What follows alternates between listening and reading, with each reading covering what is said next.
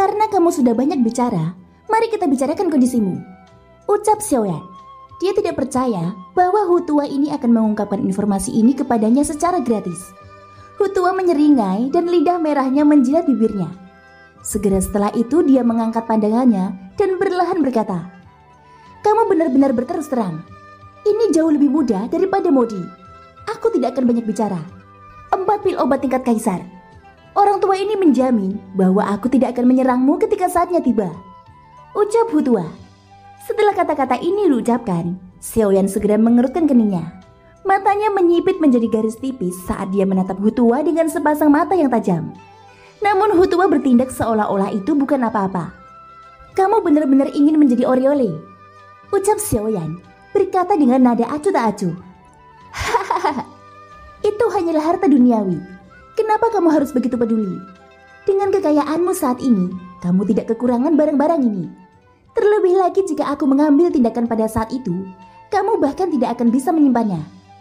Demi hidupmu, apa yang bisa kamu lakukan dengan pil obat ini?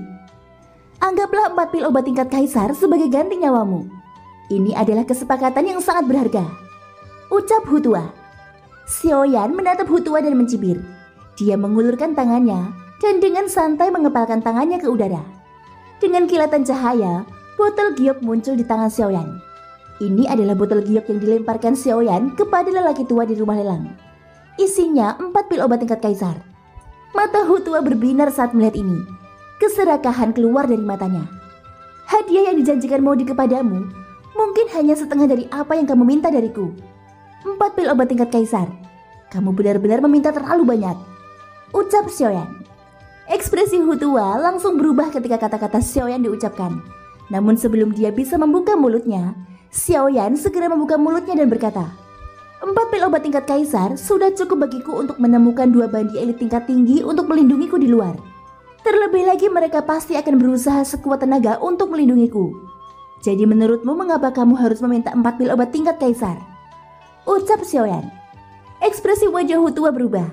Xiaoyan benar. 4 pil obat tingkat kaisar memang cukup untuk memperkerjakan 2 bandi elit tingkat tinggi di luar. Namun jika Xiaoyan hanya memberinya 2 pil obat tingkat kaisar sebagai hadiah, dia agak enggan menerimanya. Wajah Hutua muram. Setelah beberapa lama, dia menghela nafas tak berdaya dan memandang Xiaoyan dengan cemberut. 3 pil obat tingkat kaisar. Bagaimana? Ucap Hutua. 3 pil tingkat kaisar, itulah satu-satunya konsensi yang bisa kuberikan. Jika kau masih tidak mau menerima tawaranku, maka tidak perlu membicarakan kesepakatan kita. Ucap Hutua lagi. Oke, aku bisa memberimu 3 pil obat tingkat kaisar.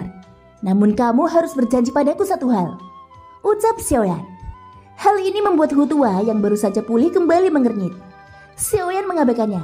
Setelah berhenti selama 2 detik, dia terus berbicara. "Aku tidak mungkin memberimu 3 pil obat tingkat kaisar secara gratis hanya karena aku mengetahuinya cepat atau lambat. Oleh karena itu aku ingin kamu membantuku sekali ketika kita bertarung. Jika kamu tidak mau melakukannya, lupakan saja kesepakatan ini. Paling-paling kita akan bertarung sampai mati dan kamu tidak akan mendapatkan apapun," ucap Xiaoyan. "Nak, apakah kamu mengancamku?" ucap Hutua. "Aku hanya mengajukan permintaan," ucap Xiaoyan memandang Hutua dengan tenang. Keduanya tetap diam sambil saling memandang. Tak satu pun dari mereka yang berbicara lebih dulu. Untuk sesaat, mereka berdua dikelilingi oleh keheningan, dan dahi mereka sudah dipenuhi butiran keringat yang lebat. Siapapun yang kehilangan ketenangannya terlebih dahulu akan menjadi orang yang pertama yang kalah.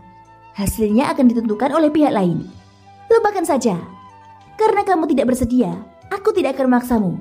Namun aku merasa apa yang kamu katakan kepadaku hari ini adalah alasan yang bagus. Begitu kalian berdua memiliki konflik internal, kalian akan hancur sendiri. Pada saat itu akan menyelamatkanku dari banyak masalah," ucap Xiaoyan. Dia menarik kembali pandangannya.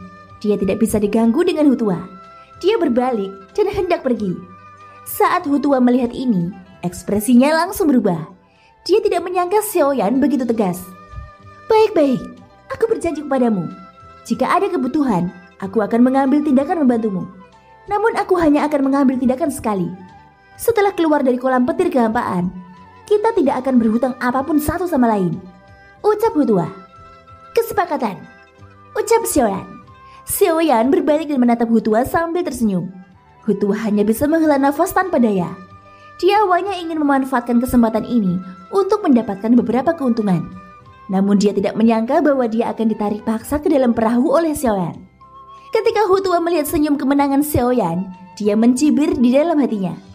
Bahkan tanpa aku, Bandi bintang 9 bukanlah seseorang yang bisa dikalahkan hanya dengan jumlah, ucap Hutua. Apakah aku bisa menghadapinya atau tidak? Kita lihat saja nanti. Aku hanya berharap ketika saatnya tiba, kamu tidak akan berpikir untuk mengkhianatiku. Kalau tidak, aku akan memastikan kamu mati dengan mengenaskan.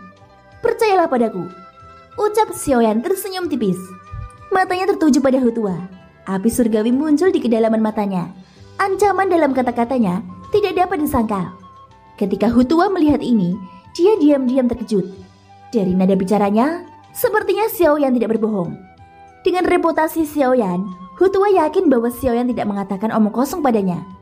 Ketika Hutua memikirkan hal ini, dia tidak bisa menahan rasa dingin di hatinya. Dengan berakhirnya pelelangan, semua orang pergi satu demi satu. Xiaoyan mengobrol lama dengan Luo Jin dan yang lainnya sebelum meninggalkan rumah lelang sendirian dan kembali ke persekutuan alkemis. Sebagai ketua alkemis dan juara kompetisi alkemis, Xiaoyan hanya pernah ke persekutuan alkemis 3 atau 4 kali meskipun menjadi anggota dari persekutuan alkemis. Bahkan beberapa kali dia memasuki persekutuan alkemis tidak diketahui oleh orang luar. Akibatnya masuknya Xiaoyan ke dalam persekutuan alkemis membuat khawatir banyak alkemis lain. Meskipun orang-orang ini pernah melihat Xiaoyan sebelumnya, kebanyakan dari mereka hanya melihatnya dari jauh dan tidak dapat melihatnya dengan jelas. Sekarang Xiaoyan sedang berjalan begitu dekat dengan persekutuan alkemis. Banyak dari mereka dengan cepat bergegas setelah mendengar beritanya. Ketika semua orang melihat Xiaoyan, seorang alkemis kelas 2 terkenal di kota kuno, mau tak mau mereka merasa terkejut melihat betapa mudahnya Xiaoyan. Di usia yang begitu muda, dia tidak hanya telah mengembangkan keterampilan alkimianya hingga tingkat seperti itu, tetapi dia juga tidak dirugikan dalam bidang doki. Tingkat pertumbuhannya mengerikan seperti ini membuat beberapa bandi dan alkemis yang lebih tua merasa malu dengan inferioritas mereka. Dalam waktu singkat, Xiaoyan dikelilingi oleh kerumunan. Banyak alkemis muda berjuang untuk berjabat tangan dengan Xiaoyan atau menanyakan beberapa pertanyaan tentang alkimia. Tentu saja pertanyaan-pertanyaan itu hanyalah permainan anak-anak di mata Xiaoyan. Jawabannya singkat saja, namun membuat generasi muda tercengang. Ini karena pertanyaan-pertanyaan itu tidak diajukan oleh mereka. Sebaliknya itu adalah masalah yang dikhawatirkan oleh guru mereka akhir-akhir ini. Mereka tidak menyangka jika hal itu keluar dari mulut Xiaoyan. Masalah itu akan terselesaikan dalam hitungan detik. Ini benar-benar membuat mereka sangat terkejut. Perasaan memuja terhadap Xiaoyan segera muncul di hati mereka. Karena itu juga Xiaoyan dikelilingi oleh orang-orang yang datang untuk mengajukan pertanyaan dalam waktu yang singkat. Meskipun sebagian besar dari orang-orang ini berasal dari generasi muda dari asosiasi alkemis, tidak ada kekurangan dari para tetua yang memiliki otoritas dalam asosiasi tersebut. Meski penampilan mereka terbilang mengejutkan, namun hal itu tidak mempengaruhi suasana berapi-api di lokasi kejadian. Xiaoyan merasa sangat terkejut di dalam hatinya pada asosiasi sesepuh yang muncul di sekitarnya. Dia tidak menyangka bahkan mereka akan berpartisipasi dalam pasukan besar yang berapi-api ini. Menghadapi pertanyaan mereka, Xiaoyan tidak pelit sama sekali. Tapi di saat yang sama, dia juga menyadari bahwa orang-orang di depannya ini memiliki pertanyaan yang tak ada habisnya. Xiaoyan tiba-tiba merasa tidak berdaya. Jika dia terus menjawab seperti ini, dia takut meskipun dia diberi waktu 10 tahun lagi, dia tidak akan bisa menjawab semuanya. Xiaoyan tersenyum pahit di dalam hatinya. Lalu dia buru-buru mengucapkan beberapa patah kata. Kemudian dia langsung meluncurkan langkah pemusnah langit di bawah kakinya. Angin dan awan melonjak, dan Xiaoyan berubah menjadi hembusan angin. Dia menghilang di depan mata semua orang. Ketika semua orang melihat kepergian Xiaoyan, meskipun hati mereka merasa sedikit melankolis, mereka tidak mengeluh. Bagaimanapun pertanyaan-pertanyaan itu harus diselesaikan dengan sendirinya. Meminta bantuan orang lain secara membabi buta berarti terlalu merendahkan diri mereka sendiri. Terlebih lagi Xiaoyan sendiri juga memiliki urusan penting yang harus diselesaikan. Dia tidak mungkin membuang waktu di sini bersama mereka. Oleh karena itu setelah serangkaian desahan tak berdaya, semua orang berpencar dan pergi. Setelah beberapa saat, Xiaoyan muncul di depan ruang tamu. Pintu ruang tamu terbuka lebar. Xiaoyan melihat Guli dan Cilin yang sedang mendiskusikan beberapa hal. Dari jauh, Ketika melihat Xiaoyan, keduanya saling memandang dan saling tersenyum. Tapi kemudian mereka menyadari ekspresi aneh di wajah Xiaoyan dan sedikit mengernyit. Ketika Xiaoyan mendekat, dia juga memperhatikan ekspresi wajah mereka. Dia hanya bisa menghela nafas dan berkata, "Hehehe, orang-orang di asosiasi sangat antusias. Aku hampir tidak bisa bertemu kalian berdua lagi," ucap Xiaoyan. Mendengar ini keduanya tertawa pelan. Mereka segera mengerti maksud kata-kata Xiaoyan. Tapi kemudian Guli memandang Xiaoyan dengan ekspresi serius dan berkata, "Aku dengar ada sesuatu yang terjadi di pelelangan. Bahkan Muhan pun ikut pergi. Terlebih lagi dia mewakili pihak Modi. Apakah itu benar?" ucap Guli. Xiaoyan mengangguk dan berkata, "Ya, dia adalah penolong Modi, bandi elit bintang 9. Namun untungnya masalah tersebut sudah terselesaikan. Tidak ada hal besar yang terjadi," ucap Xiaoyan. Guli dan Jilin memiliki pemahaman singkat tentang apa yang terjadi di pelelangan dan tidak lagi menanyakannya. Namun masalah Muhan sangat mengejutkan keduanya. Muhan benar-benar ingin mewakili pihak Modi. Dia adalah tokoh besar di kota kuno. Bagaimana dia bisa bersekongkol dengan orang seperti Modi? Ucap Jilin berkata sambil mengerutkan keningnya. Memang benar, manusia mati demi kekayaan dan burung mati demi makanan. Namun dengan pengalaman Muhan, Modi seharusnya tidak bisa mengeluarkan apapun yang bisa menggerakkan hatinya, bukan? Ucap Guli masih sangat heran. Mendengar perkataan keduanya, Xiaoyan memejamkan mata dan menggelengkan kepalanya sambil tersenyum. Kemudian dia melihat keduanya dan berkata, "Awalnya aku juga mengira Modi telah menyetujui suatu syarat. Itulah sebabnya Muhan bertindak.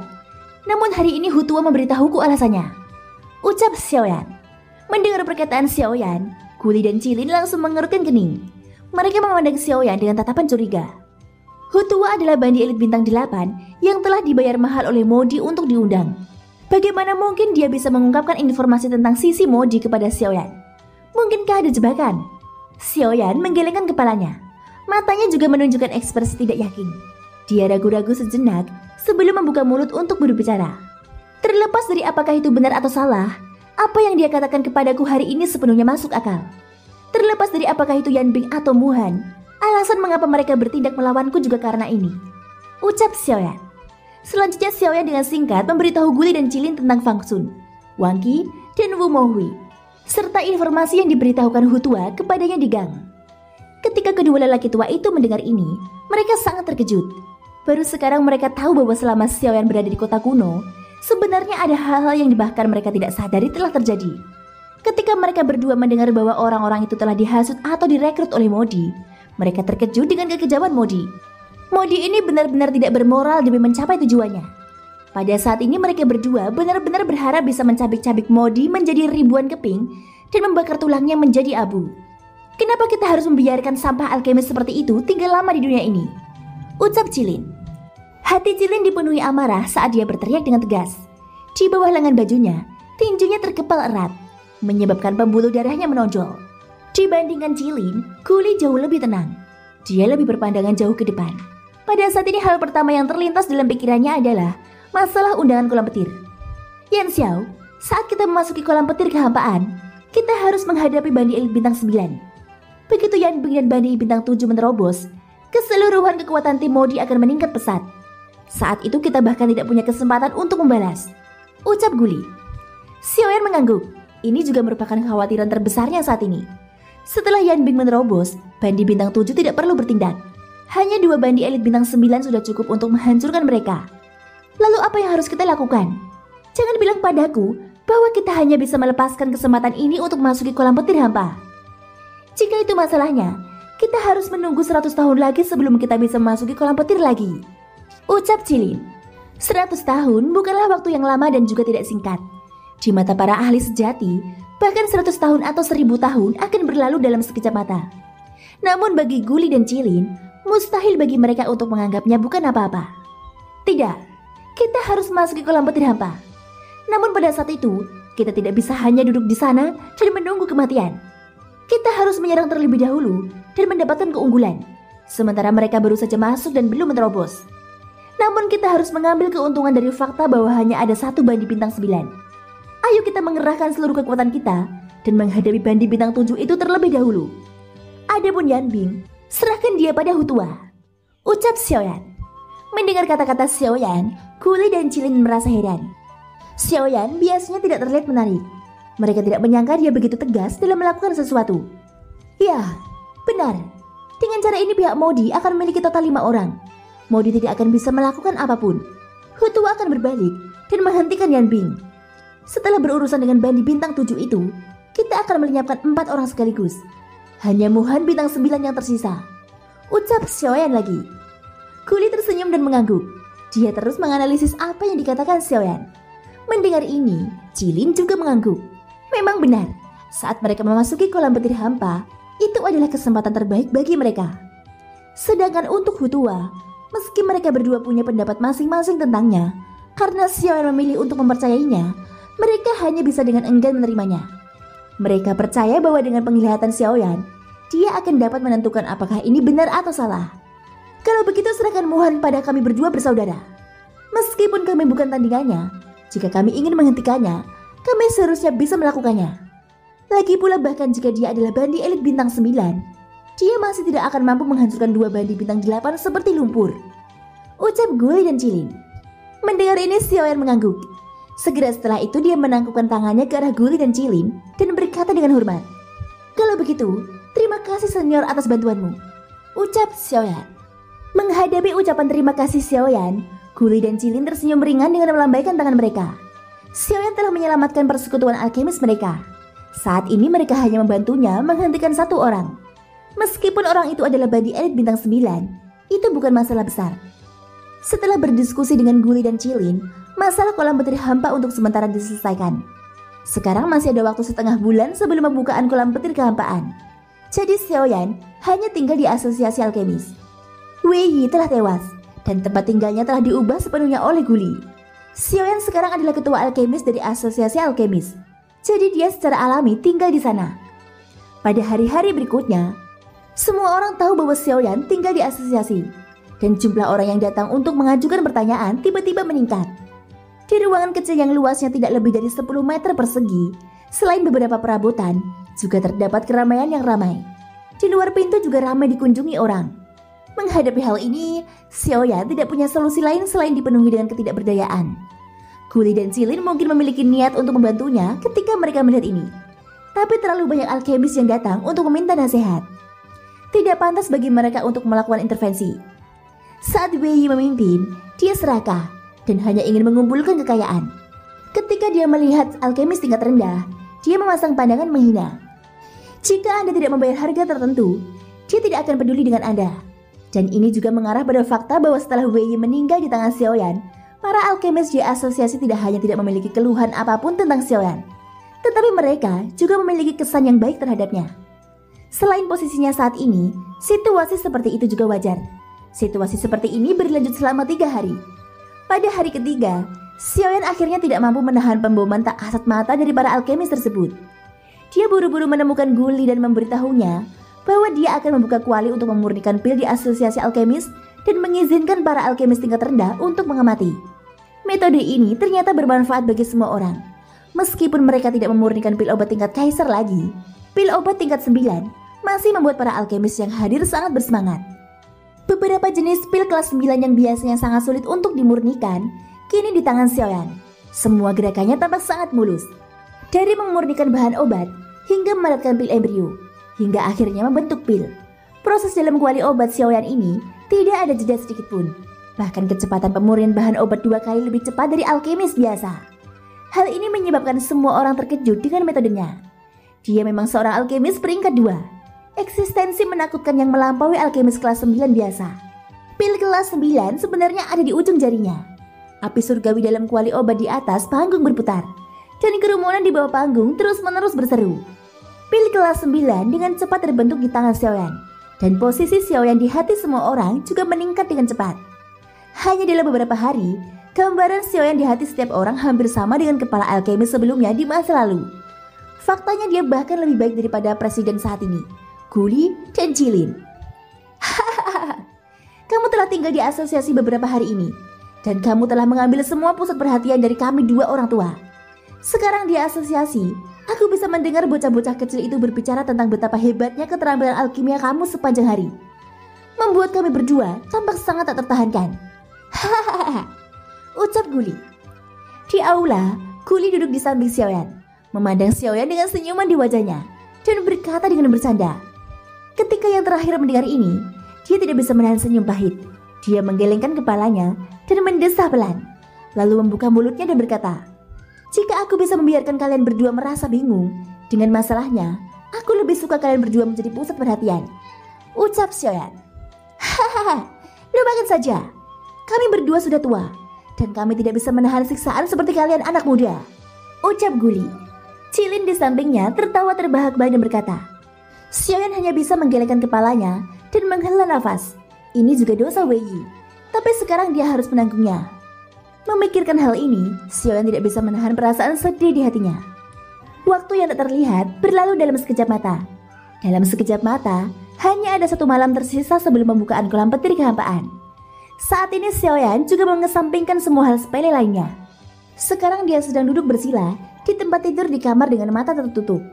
Pada saat ini di seluruh ruangan di depan Xiaoyan, apakah itu di atas meja atau di lantai, selama bisa ditempatkan, ada banyak botol giok yang dikemas dengan padat. Di tempat tidur, Xiaoyan merentangkan telapak tangannya dan melambai dengan santai. Api surgawi menyembur keluar. Setelah kendali kekuatan jiwa Xiaoyan, dalam waktu singkat, ratusan teratai api indah seukuran telapak tangan muncul di depan mata Xiaoyan. Ratusan teratai api melayang di udara seperti sebuah karya seni. Cahaya api yang indah menerangi seluruh ruangan seolah-olah siang hari. Xiaoyan menjentikan jarinya, dan ratusan teratai api segera ditembakkan ke dalam botol giok, seolah-olah mereka telah menerima pesanan. Selama 2 jam ini, Xiaoyan mengulangi serangkaian tindakan ini lebih dari 10 kali. Botol giok yang memenuhi seluruh ruangan masing-masing berisi teratai api. Setelah melakukan semua ini, Xiaoyan akhirnya mengembuskan nafas dengan lembut. Dengan kekuatan Xiaoyan saat ini, kekuatan di dalam teratai api ini kemungkinan besar tidak kalah dengan teknik Hidoklasdi biasa. Kali ini ada lebih dari 5.000 botol teratai api yang telah dia bentuk. Ini setara dengan 5.000 teknik Hidoklasdi. Jika mereka meledak bersama, kekuatan semacam ini adalah sesuatu yang bahkan Bandi tidak akan mampu menahannya. Xiaoyan akan menganggap semua ini sebagai kejutan bagi Modi ketika saatnya tiba. Hari berikutnya, hari ini adalah hari di mana kolam petir hampa akan dibuka. Oleh karena itu, kota kuno saat ini menjadi lebih semarak dari biasanya. Saat Xiaoyan keluar dari kamar, dia mengangkat kepalanya dan melihat ke langit. Ada banyak cahaya yang terbang melintasi langit. Itu semua adalah pakar kelas Bandi. Bahkan hingga saat ini, para ahli kelas Bandi yang tidak mendapatkan undangan kolam petir belum menyerah. Itu juga karena hari ini adalah hari di mana kolam petir hampa akan dibuka sehingga mereka yang memiliki undangan petir pasti akan mengeluarkannya. Makanya mereka menunggu kartu kolam petir untuk mengambil umpan. Guli dan Cilin sudah menunggu ketika dia berjalan ke aula utama. Mereka bertiga saling tersenyum saat bertemu. Tanpa membuang waktu lagi, mereka bertiga berjalan keluar aula berdampingan. Dengan gerakan kaki mereka bergegas ke langit. Meskipun mereka yang memiliki undangan petir akan berkumpul di kota kuno, lokasi sebenarnya di mana kolam petir hampa dibuka bukanlah di kota kuno. Sebaliknya lokasinya 3.000 mil di luar kota kuno, di Gunung Gile, ucap Guli. Saat mereka bertiga terbang, Guli menjelaskan lokasi kolam petir kepada Xiaoyan dengan senyum tipis di wajahnya. Gunung Gile adalah gunung yang mencapai langit. Gunung ini ditutupi oleh awan petir sepanjang tahun. Seluruh gunung mengandung sejumlah besar emas misterius. Emas misterius memiliki efek daya tarik khusus terhadap petir. Oleh karena itu, ini adalah tempat terbaik untuk kultivator dengan atribut petir. Karena alasan inilah, kolam petir hampa dibuka di sana, ucap Guli. Xiaoyan diam-diam mengangguk sambil mendengarkan penjelasan Guli. Dia sekarang memiliki pemahaman tentang apa yang disebut Gunung Gile. Setelah mereka bertiga meninggalkan kota kuno dan terbang ke barat sejauh sekitar 1.500 km, memang ada gunung petir yang mencapai langit di tepi pandangan Xiaoyan. Thank you guys sudah mendengarkan ceritaku di episode kali ini. Ikutin terus kelanjutan episode-episode berikutnya ya. Semoga hari kalian menyenangkan. Sampai jumpa dan bye-bye.